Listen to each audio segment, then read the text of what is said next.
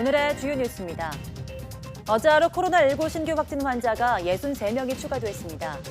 이 가운데 지역 발생이 52명으로 대구에서만 새로 13명이 확진 판정을 받았습니다. 사망자는 발생하지 않아 누적 사망자는 282명이 유지됐습니다. 코로나19가 전국적인 확산세를 보이자 정세균 국무총리가 80여일 만에 현장 대책회의를 주재했습니다. 정 총리는 회의에서 추가 확산을 막기 위해 취약시설 방문을 자제하고 개인 방역 수칙을 철저히 지켜달라고 당부했습니다. 코로나19 광주 확산은 확진자의 동선 거짓말이 사태를 키운 것으로 드러났습니다. 앞서 인천 사태를 키운 거짓말 강사는 관련법 위반 혐의로 고발됐는데 광주시는 형사 고발을 검토하고 있습니다. 트럼프 미국 대통령이 코로나19 백신 후보 물질 가운데 3개가 유망해 보인다고 말했습니다. 미 국립보건원장은 올해 말까지 백신을 개발할 수 있을 것으로 낙관했습니다.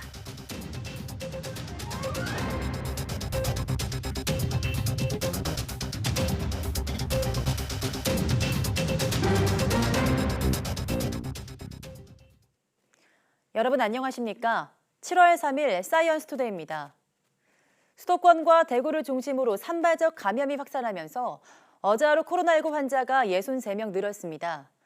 중앙방역대책본부는 오늘 0시 기준 국내 확진자는 12,967명, 사망자는 282명이라고 밝혔습니다. 지역 발생만 52명으로 서울 12명, 경기 16명, 대구에서 10명이 확진됐습니다. 이 외에도 광주 6명, 대전 4명, 인천과 충남, 전북, 경북에서 각각 1명이 확인되는 등 산발적 지역 감염이 잇따랐습니다. 신규 해외 유입은 11명으로 이 가운데 4명이 입국자 검역에서 양성 판정을 받았습니다. 완치 환자는 75명 늘어서 격리 해제 누적은 11,759명이 됐습니다. 코로나19가 수도권을 넘어 충청과 호남으로까지 빠르게 확산하자 정세균 국무총리가 80여일 만에 현장을 찾아 중앙재난안전대책본부 회의를 주재하고 확산 방지에 총력을 다해줄 것을 지시했습니다. 정세균 총리는 광주광역시청에서 중대본 회의를 주재하고 밀접 접촉이 잦은 취약시설에서 발생한 코로나19가 다양한 경로로 확산하는 현상이 시간과 장소만 달리해서 똑같이 반복되고 있다고 지적했습니다. 그러면서 더 이상 확산을 막기 위해 취약시설 방문을 자제하고 개인 방역 수칙을 철저하게 지켜달라고 당부했습니다. 또 사회적 거리 두기를 2단계로 격상한 광주광역시의 조치는 신속하고 적절한 조치였다며 정부도 병상 확보와 의료 인력 등 가능한 지원을 아끼지 않겠다고 말했습니다. 정세균 국무총리가 정부청사가 아닌 코로나19 확산 현장을 찾아 중대본 회의를 주재한 건 지난 4월 11일 대구시청에서 회의를 연 이후 83일 만입니다. 네, 어제 광주 지역 코로나19 확진 환자가 6명 추가 발생한 것으로 집계됐습니다. 사흘 만에 한 자릿수로 떨어지긴 했지만 확산세는 계속되고 있는데요. 이번 광주 지역 확산은 확진자가 한 거짓말이 또 문제였습니다. 인천 거짓말 강사 같은 사례가 광주에서도 나온 건데 광주시는 형사고발을 검토하고 있습니다. 이영원 기자입니다. 지난 5월 이태원 클럽 관련 감염은 인천 학원 강사를 통해 일파만파 번졌습니다. 역학조사 당시 직업을 숨겨 초기 대응이 늦어지면서 7차 이상 전파돼 감염자만 80명이 넘었습니다. 거짓 진술이 확진 규모를 키운 건데 확산세가 심상치 않은 광주도 마찬가지입니다. 금양 빌딩 방문자가 소속된 교회, 그리고 직장, 요양원이 되겠습니다만 직장 등을 통해서 30명이 추가로 확진됨으로써 누적 확진자는 총 49명입니다. 확진된 광주 사찰 방문자와 동선이 겹친 60대 여성이 오피스텔 사무실에 갔던 사실을 숨기면서 추가 감염자가 잇따른 겁니다. 진술을 하는 과정에 있어서 어느 특정 부분에 있어서는 애매하게 그냥 두리뭉실하게 하는 답변 부분이 있어요. 오피스텔까지만 번지는 듯했던 사찰발 감염은 또 다른 거짓말 탓에 교회와 노인복지시설까지 뻗어나갔습니다. 오피스텔 관련 확진자와 접촉하고도 동선을 사실대로 말하지 않은 요양보호사 때문에 10여 명이 감염된 겁니다. 제대로 진술했다면 추가 확산을 막을 수 있었던 만큼 지자체는 형사 고발을 검토하고 있습니다. 실제로 인천 거짓말 강사는 감염병 예방법 위반 혐의로 고발됐는데 최대 징역형을 받을 수 있습니다. 이렇게 거짓 진술이나 이렇게 자료 제출을 한 경우에는 굉장히 좀 강한 벌칙이 있습니다. 2년 이하의 징역이나 2천만 원 이하의 벌금을 부과할 수 있는 이런. 정부는 역학조사를 방해하면 강력하게 대응하겠다며 치료비 등 구상권 청구도 가능하다는 입장입니다. YTN 이영훈입니다. 과소나무 등 해충 피해가 그 어느 해보다 극심한 가운데 올해는 중부권을 중심으로 매미나방이 극성을 부리고 있습니다. 산림은 물론 말 깊숙이 파고든 매미나방 피해를 줄이기 위해서 총력전이 펼쳐지고 있습니다. 이정호 기자입니다. 수많은 탐방객이 찾는 성당 순례지입니다. 소나무 곳곳에 노란 매미나방 알집이 자리 잡고 있습니다.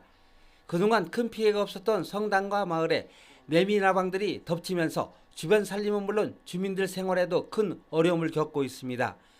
이 마을을 비롯해 음성군 일대에 나타난 매미나방 유충 분포 면적은 예년의 수백 배. 나무와 전봇대 등에 산란한 매미나방 알집들은 미관도 크게 해치고 있습니다. 작년 겨울에 춥지 않은 겨울 때문에 매년 나타나는 그 매미나방이지만 올해 그 더운 그 일기로 인해서 한꺼번에 다 이렇게 개어나왔습니다. 그런 이유로 지금 대발생이 돼서 많이 피해를 보고 있습니다.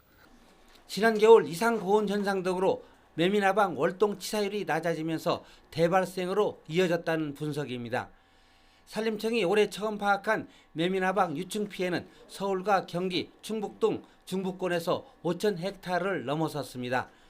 매미나방 유충은 현재 번데기와 나방 등 변태 과정을 거치고 있어 약제 방제 대신 밀도 저감을 위한 방제에 집중하고 있습니다.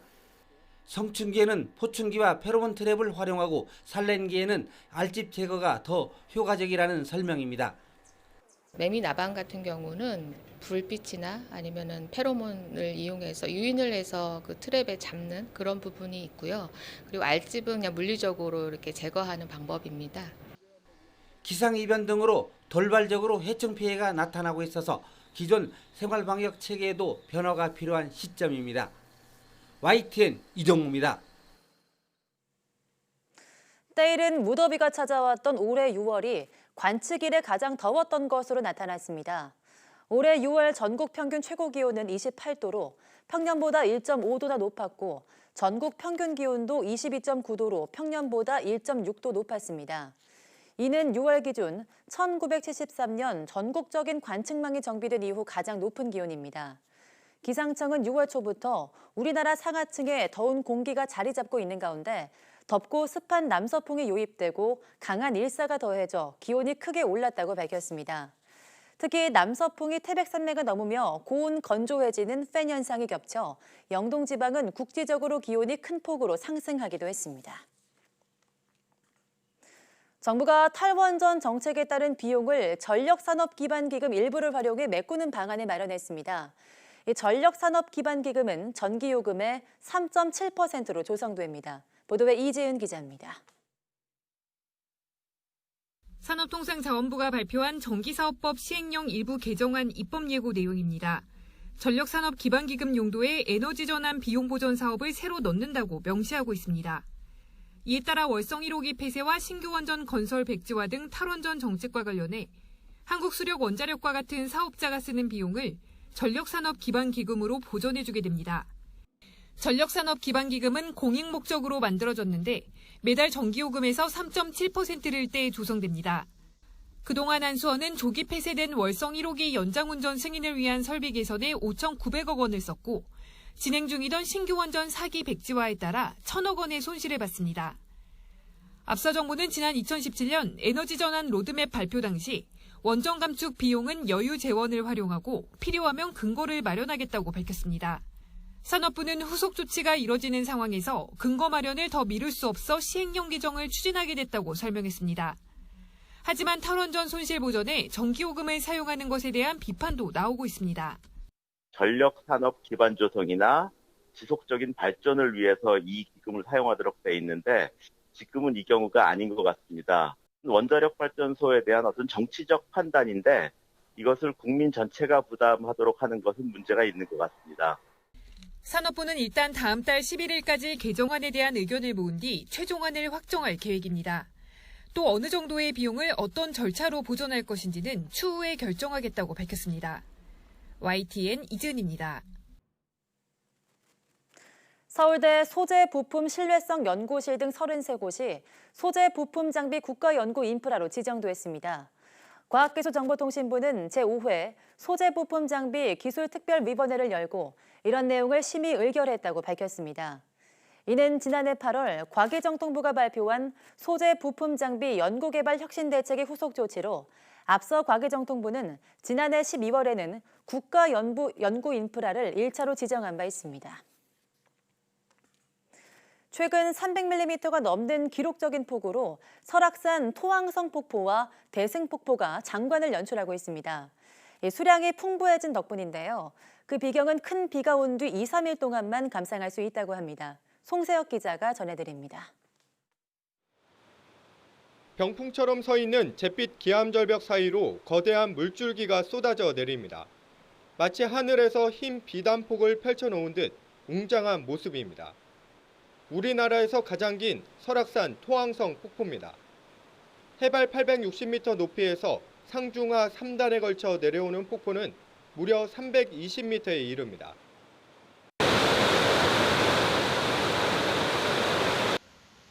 남서쪽으로 13km 떨어진 대승폭포 역시 높이 88m에서 수직으로 새하얀 물줄기를 쏟아냅니다. 대승폭포는 금강산 구룡폭포, 개성 박연폭포와 함께 한반도 3대 폭포로 꼽힙니다. 평소 수량이 적은 토왕성 폭포와 대승 폭포는 이번처럼 큰 비가 내린 뒤에야 폭포다운 모습을 보여줍니다. 발원지에서 폭포 상단까지 물을 많이 담지 못하는 지형이어서 아쉽게도 그 비경은 큰 비가 온 뒤 2, 3일 동안만 감상할 수 있습니다. 토왕성 폭포는 소공원에서, 대승 폭포는 장수대 분수에서 1시간 정도 산을 오르면 도착할 수 있습니다. YTN 송세혁입니다. 코로나19로 고전하던 극장이 새 영화 개봉으로 조금씩 활기를 찾고 있습니다. 하지만 여전히 극장을 꺼리는 사람들은 영화 관람 장비를 구매하고 홈시어터를 꾸며 집에서 즐기고 있습니다. 김선희 기자입니다. 주말을 앞두고 극장을 찾은 관객들이 상영관 앞에서 줄줄이 발열 체크를 합니다. 새로 개봉하는 영화들이 늘어나며 극장을 찾는 관객이 많아졌습니다. 영화는 손쉽게 볼 수 있고 또 경로 할인돼서 더 싸서 더 좋고. 관객을 극장으로 모시기 위한 영화사들의 노력도 치열해지고 있습니다. 세비섬에서 진행된 시사회는 가로 23m, 세로 12m의 대형 스크린을 걸고 관람객 300명을 초청했습니다. 천석 규모 자리에 300명만 초대하고 발열 체크는 물론 손소독제와 비닐 장갑까지 안전에도 신경 썼습니다. 이렇게 탁 트인 야외에서 영화를 봤잖아요. 이렇게 되게 밀폐된 영화관에서 보는 것보다 훨씬 더 안전하다는 느낌이 들었습니다. 극장에 가기 부담스러운 사람들은 아이의 집을 영화관처럼 꾸몄습니다. 20대 직장인 정진 씨는 15만 원을 들여 빔 프로젝터와 블루투스 스피커를 구매하고 좋아하는 영화나 드라마를 보고 있습니다. 극장에 비해서는 음향이나 화질이 이런 게 떨어져서 좀 힘들 수는 있지만 그거에 비해서 또 아무래도 혼자 볼 수 있고 또 안전한 게 있으니까.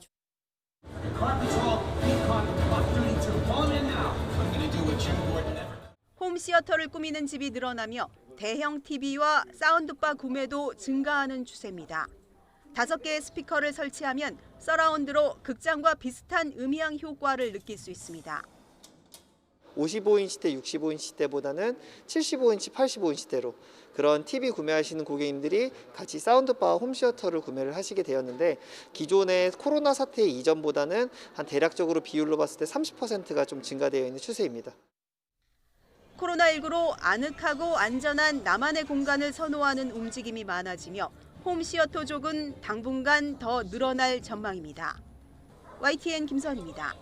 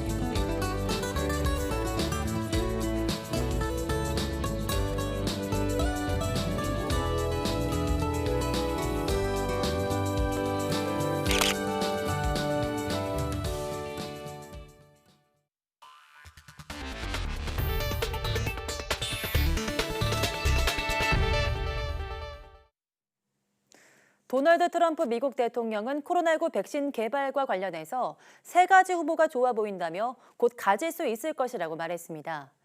미국 국립보건원장은 내년 초까지 3억 개의 백신을 생산할 수 있다고 상원에 보고했습니다. 워싱턴 강태욱 특파원의 보도입니다. 미국 정부는 지난 5월부터 백신 개발을 위해 민관 합동으로 초고속 개발팀을 가동하고 있습니다. 정부와 제약회사 등 업계가 협력해 연말이나 내년 1월까지 3억 개의 백신을 생산하는 것이 목표입니다. 트럼프 대통령은 개발 중인 백신 가운데 3가지 후보 물질이 좋아 보인다고 소개했습니다. 그러면서 곧 갖게 될 것이라고 말했습니다. We have 3 vaccine candidates. We've had many more, but 3 are really looking good, and I think you're going to have an answer to that very soon. 상원 청문회에 출석한 프랜시스 콜린스 국립보건원장도 백신 개발을 낙관했습니다. 초고속 개발팀이 올해 말까지 안전하고 효과적인 백신을 개발할 수 있다고 말했습니다. 또 내년 초까지 애초 목표대로 3억 개의 백신을 생산할 것이라고 덧붙였습니다. Of course, there's several all being conducted side by side, and that we would then have by early 2021 300 million doses of a vaccine that's safe and effective. 이런 가운데 미국 정부가 코로나19 치료제인 길리어드 사이언스사의 렘데시비르 3개월치 물량을 사재기한 것으로 전해졌습니다. 9월 말까지 길리어드가 생산하는 물량의 92%로 50만 회 분량입니다. 이를 두고 단일 국가가 생명을 위협하는 질병에 대해 전체 약품 공급량을 징발한 상황은 전례 없는 일이라며 비판이 나오고 있습니다. 워싱턴에서 YTN 강태욱입니다. 미국의 지난달 비농업 부문 일자리가 480만 개 늘어나는 등 고용 시장이 예상보다 빨리 회복될 조짐을 보이고 있습니다. 하지만 최근 코로나19의 급속한 재확산으로 미국 경제 회복 속도가 늦춰질 것이란 우려도 만만치 않습니다. 이교준 기자입니다.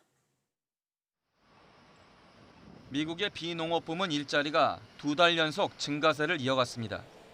레저 산업과 소매업 등 비농업 일자리가 5월 270만 개로 반등한 데 이어 지난달 480만 개 증가한 것으로 나타났습니다.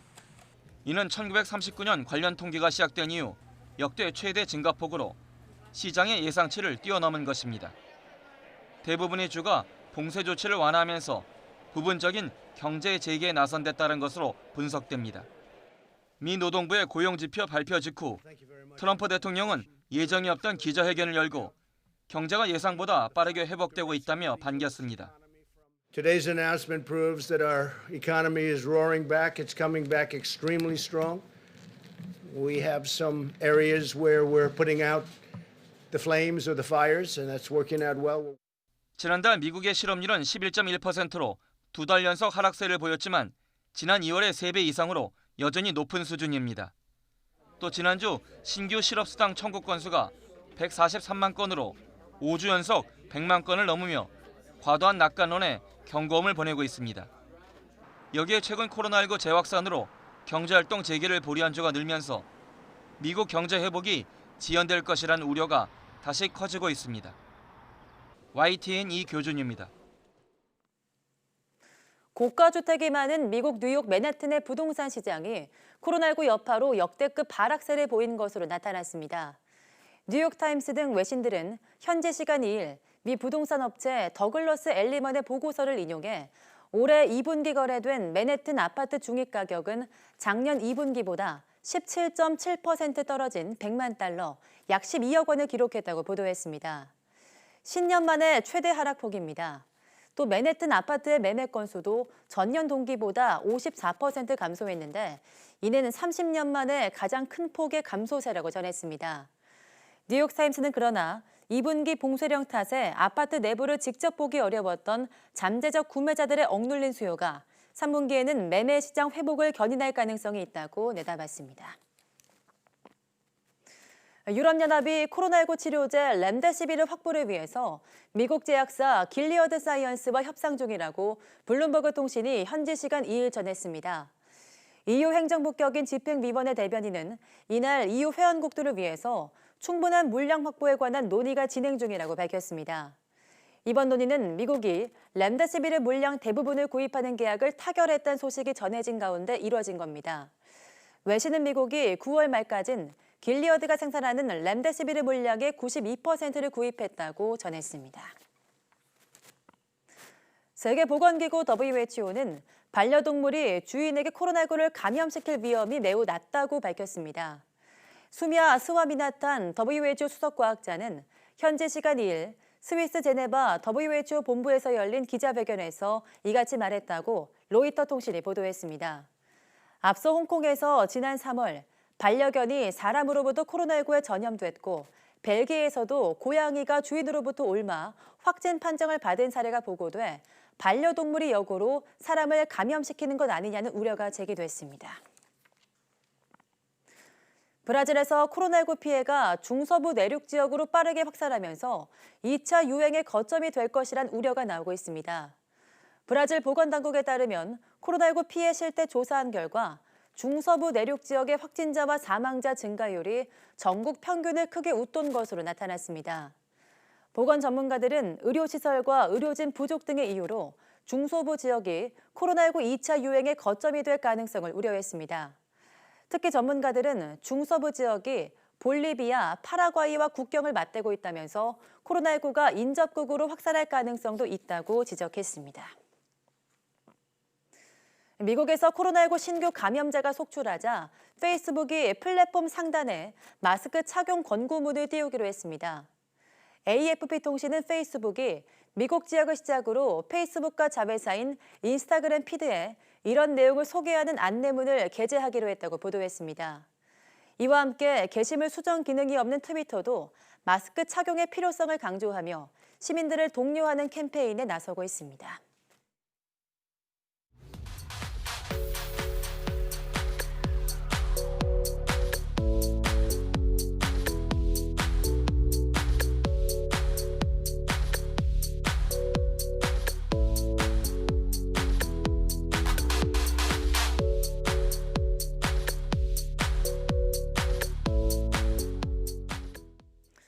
라돈 사태 기억하시죠?